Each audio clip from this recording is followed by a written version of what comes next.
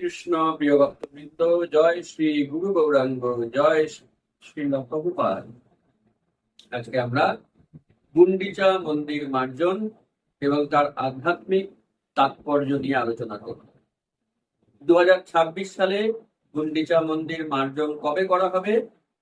রথযাত্রার ঠিক আগের দিন, অর্থাৎ 15ই জুলাই আমরা সমস্ত জগন্নাথ মন্দিরে এই গুন্ডিচা মন্দির মার্জন উৎসব পালন করব।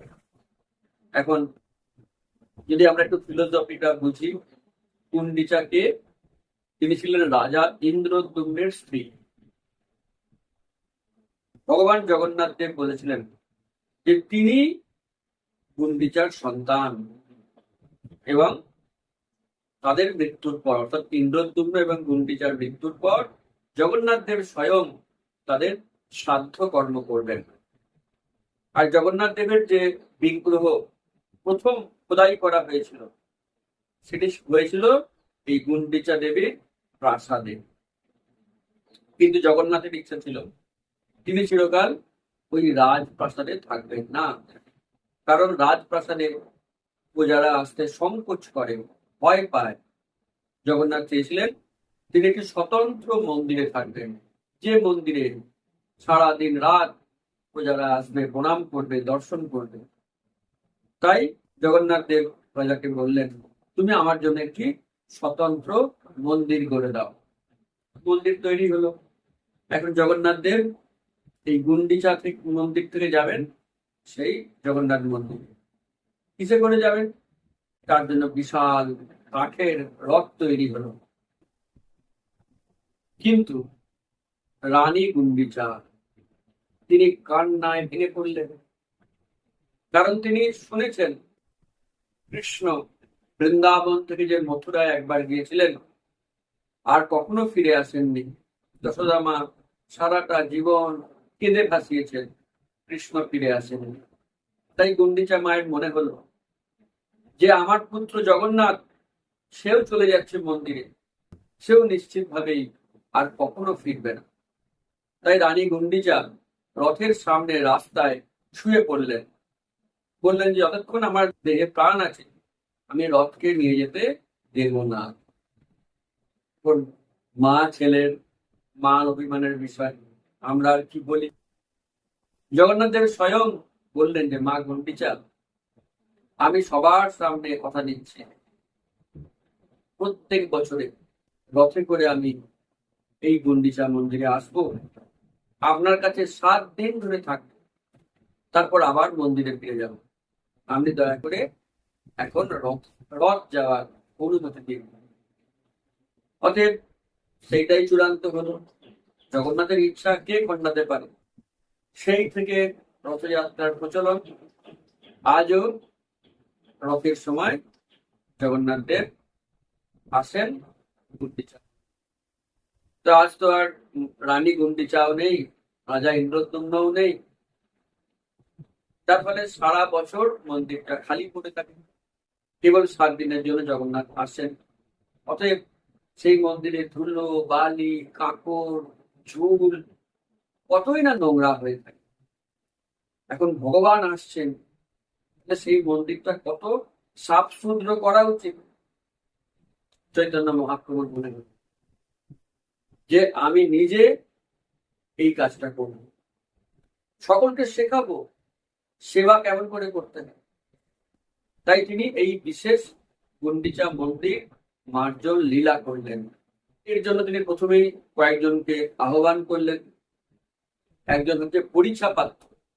পরিচাপাত্র মানে যিনি জগন্নাথ মন্দিরের সুপারিনটেন্ডেন্ট। একজন কাশী মিশ্র, যিনি রাজার গুরু। আর একজন হচ্ছে সার্বভৌম ভট্টাচার্য, যিনি হচ্ছেন রাজার রাজপণ্ডিত। তো তাদেরকে ডেকে মহাপ্রভু এই ইচ্ছের কথা জানালেন। চৈতন্য চরিতামৃতে মধ্য লীলায় 12 অধ্যায়ে 72 নাম্বার শ্লোক থেকে মন দিয়ে পড়বেন, এত আনন্দ পাবেন, মনে হয় যেন আবার পড়ি আবার পড়ি। তো আমরা কিছু লাইন আমরা পড়ছি, শুনুন।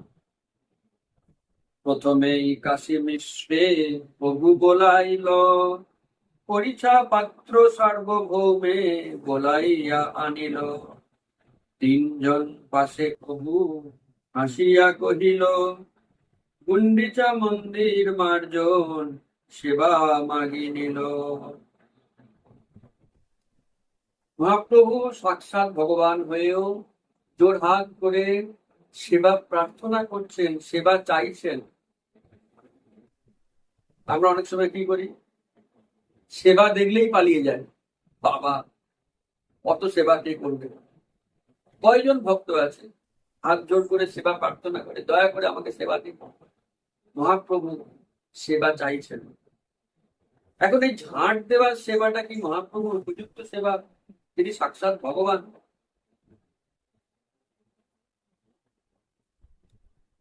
তাই পরিছা পাত্র তিনি খুবই সংকোচের সঙ্গে মহাপ্রভুকে বললেন, পরিছা কহে আমি সব সেবক তোমার, যে তোমার ইচ্ছা সেই কর্তব্য আমার। তোমার যোগ্য সেবা নহে মন্দির মার্জন, এই এক লীলা করো যে তোমার মন।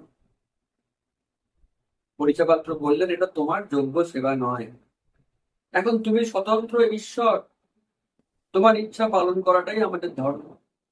তাই তুমি যা চাইছো আমি সব ব্যবস্থা করে দিচ্ছি। তো মহাপ্রভু বললেন, আমার 100 খানা ঝাড়ু চাই আর 100 খানা ঘট চাই, যে ঘটে করে জল নিয়ে আমি ধোবো, এবং যেন প্রত্যেকটা ঘট আর ঝাড়ু একেবারে নতুন হয়। অতএব সেই ব্যবস্থাই হলো। নতুন 100 ঘর শত সংমার্জনী, পরিছা আনিয়া দিল প্রভুর ইচ্ছা জানি।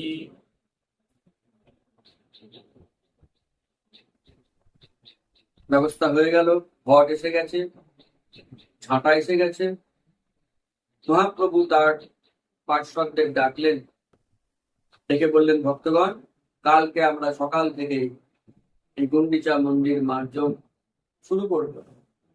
তোমরা সকালবেলায় স্নান করে পরিষ্কার বস্ত্র পরে চলে এসো। অতএব সবাই চলে এলো। তারপরে মহাপ্রভু প্রথমেই কি করলেন, আর দিনে প্রভাতে লইয়া নিজগণ, শ্রীহস্তে সবার অঙ্গে লেপিলা চন্দন। শ্রীহস্তে দিল সবারে এক এক মার্জনী, সবগণ লইয়া প্রভু চলিলা আপনি। মহাপ্রভু প্রথমে প্রত্যেককে সম্মান জানিয়ে কপালে চন্দন দিলেন। এটি একটি ভক্তদেরকে সম্মান জানাবার কথা, কপালে চন্দন লেপন করা। তাই ভগবানের সেবা করার আগে মহাপ্রভু নিজের হাতে করে প্রত্যেক ভক্তকে শৃঙ্গার করালেন। শৃঙ্গার করা মানে এই চন্দন দেওয়া, সাজিয়ে দেওয়া। তো আমরা যখন জন্মাষ্টমী পালন করি, রাধাষ্টমী পালন করি, আমরাও শৃঙ্গার করি, ভালো বস্ত্র পরি, তিলক করি। তো শৃঙ্গার করতে সমস্যা নেই। শৃঙ্গার করার পর কিন্তু মহাপ্রভু হাতে ঝাড়ু ধরিয়ে দিলেন, সেবা করো। তাই আমরাও শৃঙ্গার করার পর অবশ্যই সেবা করব। নচেত শুধু শৃঙ্গার করলাম, সেবা নেই, তাতে ভগবান খুশি হবেন না। ভিতর মন্দির পর সকল মাজিল, সিংহাসন মাঝি পুনঃ স্থাপন করিল। প্রেমোল্লাসে শোধেন গয়েন কৃষ্ণ নাম, ভক্তগণ কৃষ্ণ কহে করে নিজ কাম। মহাপ্রভুর তীক্ষ্ণ নজর, ঘরের ভিতরে ঘরের বাইরে সব ঝাঁট দেওয়া চলছে, সিংহাসন ঝাঁট দেওয়া হলো। এবং আরেকটি তাৎপর্যপূর্ণ ব্যাপার, চারিদিকে কিন্তু নিস্তব্ধ নেই, ঝাঁট দেওয়াও চলছে, কৃষ্ণ নামও চলছে। কৃষ্ণ কৃষ্ণ কৃষ্ণ কৃষ্ণ করতে করতে সবাই ঝাড়ু দিচ্ছে, মুখে নাম, হাতে কাম। এটা আমাদের কাছে খুব শিক্ষণীয় বিষয়। আমরা যখন কোনো কাজ করছি, হয়তো কেউ নিজের ঘর ঝাড়ু দিচ্ছে, কেউ সবজি আমান্য করছে, কেউ রান্না করছে, বা আমরা রাস্তায় হাঁটছি, এমন নয় 16 মালা হয়ে গেছে আর জপ করার দরকার নেই। যেন সবসময় আমাদের জিহ্বা স্পন্দিত হয়, বাজে বাজে কথা না বলে, বিকল্প না করে, যেটুকুনি সময় পাবো আমাদের হরিনাম নেওয়া উচিত। রাস্তায় আমরা হেঁটে হেঁটে অনেক সময় বিভিন্ন জায়গায় যাই, ঠিক আছে, হাঁটা চলুক, তার সঙ্গে নামও চলুক। উচ্চারণ না করলেও মনে মনেও নামটা করা উচিত। মহাপ্রভু সেই শিক্ষা দিলেন। সবাই ঝাড়ু দিচ্ছে কিন্তু মুখে সবার কৃষ্ণ নাম হচ্ছে। এবং যখন কাউকে ডাকা হচ্ছে কোনো কারণে, কাউকে ঝাড়ু চাওয়া হচ্ছে, জল দেওয়া হচ্ছে, তখনও কৃষ্ণ কৃষ্ণ বলে ডাকছে, কৃষ্ণ কৃষ্ণ বলে ঝাড়ু দিচ্ছে, কৃষ্ণ কৃষ্ণ বলে জলের ঘর দিচ্ছে। এক চমৎকার নিদর্শন মহাপ্রভু স্থাপন করলেন আমাদের শিক্ষা দেওয়ার জন্য। জল ভরে ঘর ধোয়, হরি হরি ধ্বনি, কৃষ্ণ কৃষ্ণ ধ্বনি বিনা আর নাহি শুনি। কৃষ্ণ কৃষ্ণ কহি করে ঘটেরও প্রার্থন, কৃষ্ণ কৃষ্ণ কহি করে ঘট সমর্পণ। এইভাবে ঝাড় দেওয়া চলতে লাগলো। মহাপ্রভু সবার দিকে তাকিয়ে সবার কাজ দেখছেন। কোনো জায়গায় ঠিক মতন ঝাঁটা দেওয়া না হলে তৎক্ষণাৎ সেখানে গিয়ে হস্তক্ষেপ করছেন। তো সব শেষে আজ মহাপ্রভু খুশি হলেন, হ্যাঁ, সবার ঝাঁটটা খুব ভালো করে দেওয়া হয়েছে। তিনি বললেন, তোমরা ঝাঁট দিয়ে যে বড় বড় পাথর কাঁকর এগুলো বের করলে, সেগুলোকে এক জায়গায় করো। তো মহাপ্রভু একা যে ঝাঁট দিয়েছেন, ঝাঁট দিয়ে যে কাঁকড় বের করেছেন, সেগুলো একটা জায়গায় করা হলো। আর বাকি সমস্ত ভক্তের ঝাঁট দেওয়ার পর যে কাঁকড় বেরিয়েছে, সেগুলো এক জায়গায় করা হলো। আশ্চর্যের বিষয়, সব ভক্তের থেকে মহাপ্রভুর এই ঝাঁট দেওয়ার পর যে কাঁকড় বেরিয়েছে তার পরিমাণটা অনেক বেশি হলো। তার মানে সবাই মিলে যে সেবা করেছে, মহাপ্রভু একা তার থেকে অনেক বেশি সেবা করেছেন। অতএব আমাদেরকে সেবার প্রতি আরো আরো ঐকান্তিক হতে হবে। যদি কম্পিটিশন করতে হয়, সেবার কম্পিটিশন, আমি কত বেশি সেবা করতে পারি। তারপরে মহাপ্রভু সবার কাজ দেখলেন, যে ভালো কাজ করেছেন প্রশংসা করলেন, যার কাজ ভালো হয়নি তিরস্কার করলেন। আর ভালো কাজ করার পর বললেন, তুমি যেমন নিজে ভালো করেছো লোকে শেখাও, এর নামই প্রচার। আমি নিজে ভালো জিনিসটা শিখবো, অন্যের কাছে প্রচার করবো। ভালো কর্ম দেখি তারে করে প্রশংসন, মনে না মিলিলে করে পবিত্র ভর্ষণ। তুমি ভালো করিয়াছ শিখাগো অন্যেরে, এই মতো ভালো কর্ম সেই যেন করে। সব বৈষ্ণব লইয়া যাবে দুইবার সদিল, দেখি মহাপ্রভুর মনে সন্তোষ হইল। আপন বসিয়া মাঝে আপনার হাতে, তৃণ কাকর কুটা লাগিলা কুড়াইতে। কতগুলো স্টেজ দেখো, সুন্দর শিক্ষা। প্রথমে বড় পাথর বড় কাকর নোংরা, সেগুলো ছাড় দেওয়া হলো। তারপরে কিন্তু রয়ে গেল সূক্ষ্ম সূক্ষ্ম কাকর, সূক্ষ্ম সূক্ষ্ম ছোট্ট পাথরের বৃক্ষ। এখন ঝাড় দিয়ে ওগুলোকে আর পরিষ্কার করা যাচ্ছে না, ঝাঁটার তলায় ওগুলো থেকে যাচ্ছে। তাই মহাপ্রভু বসে বসে হাত দিয়ে আঙুল দিয়ে দিয়ে সেই কাঁকড় গুলিকে পাথর গুলিকে আলাদা করতে লাগলেন। এখন শ্রীল ভক্তি সিদ্ধান্ত ঠাকুর প্রভুপাদ তিনি এই বিষয়ে মন্তব্য করেছেন যে গুন্ডিচা মন্দির মার্জন মানে অ্যাকচুয়ালি নিজের হৃদয় মার্জন, হৃদয় মন্দিরটাকে মার্জন করা। আমরা তো চাই আমাদের হৃদয়ে রাধা মাধব এসে বসুন, জগন্নাথ দেব এসে বসুন। যদি হৃদয়ে পাথর থাকে, কাকড় থাকে, বালি থাকে, ভগবান সেখানে বসেন না। তিনি আরাম পান না। তাই নিজের হৃদয় মন্দিরকে মার্জন করতে হবে। এখন আমরা যে প্রচারের ফলে কিছুটা শিখেছি এবং 4 নিয়ম পালন করার সিদ্ধান্ত নিয়েছি, তার মানে হৃদয় থেকে বড় কাপড়গুলো বেরিয়ে গেছে। এটা সিম্বলিক। বড় কাপড় অর্থাৎ মাছ খাওয়ার ইচ্ছা, মাংস খাওয়ার ইচ্ছা, নেশা করার ইচ্ছা, অবৈধ সঙ্গের ইচ্ছা, সেগুলি বড় পাথর, বড় কাঁকরের মতন হৃদয়ে আবর্জনা হয়ে বসেছিল। সেগুলি আমরা প্রথমেই বের করে দিয়েছি। তো এখন আমরা 4 নিয়ম পালন করছি, অতএব সেই কাঁকরগুলো অলরেডি বেরিয়ে গেছে, কিন্তু হৃদয় এখনো জঞ্জাল মুক্ত হয়নি। সেখানে রয়ে গেছে ছোট কাঁকর, ছোট পাথর। সেগুলো কি? অপরের দোষ দেখা, অপরের সমালোচনা করা, বৈষ্ণব নিন্দা করা, অপরাধ করা। এই যে প্রবৃত্তি, সেই প্রবৃত্তিগুলি হৃদয়ে এখনো রয়ে গেছে সূক্ষ্ম সূক্ষ্ম কাঁকর বা পাথর রূপে। তাই একটা একটা করে খুব সন্তর্পণে এইগুলিকে হৃদয় থেকে বের করে দিতে হবে। মহাপ্রভু সিম্বলিক্যালি এগুলি আমাদেরকে শেখাচ্ছেন, শিক্ষা দিচ্ছেন।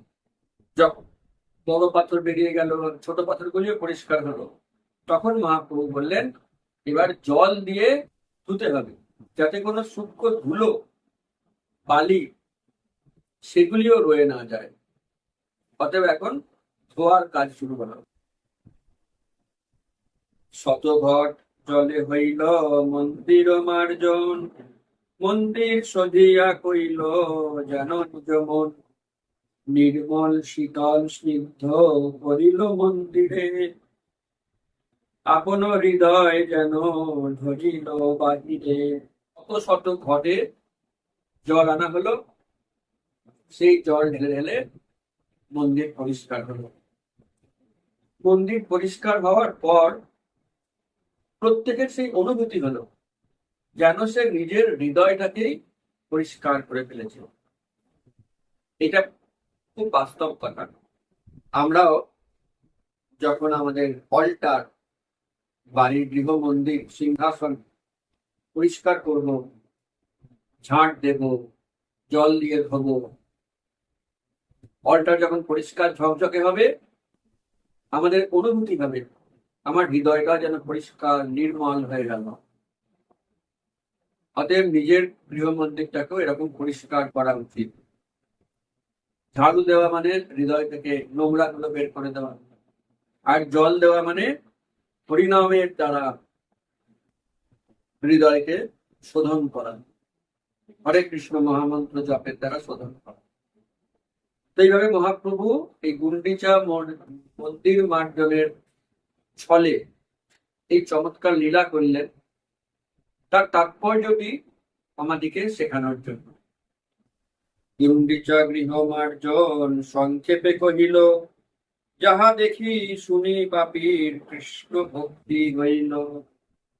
এই যে সংক্ষেপে আমরা গুন্ডিচা মন্দির মার্জন লীলা শ্রবণ করলাম, যারা যারা শ্রবণ করছেন তাদের কৃষ্ণ ভক্তি অ্যাসিওর্ড, তারা সকলে কৃষ্ণ ভক্তি লাভ করবেন। সাক্ষাৎ কৃষ্ণদাস কবিরাজ গোস্বামী এই আশীর্বাদ করেছেন। অতএব ভক্তগণ, আমাদেরকে এইভাবে নিজের হৃদয় মন্দিরকে মার্জন করতে হবে, শোধন করতে হবে। পুরো ভিডিও আপনি শুনলেন, অনেক অনেক ধন্যবাদ। অবশ্যই আপনি এটা লাইক করবেন এবং কমেন্ট করে জানাবেন কেমন লাগলো। তার ফলে এই ভিডিওটি ইউটিউব সবার কাছে পৌঁছে দেবে, যাতে সবাই এই সুযোগটা পায়। যদি আপনি আমাদের চ্যানেলে নতুন হন, তাহলে অবশ্যই চ্যানেলটি সাবস্ক্রাইব করবেন। হরে কৃষ্ণ।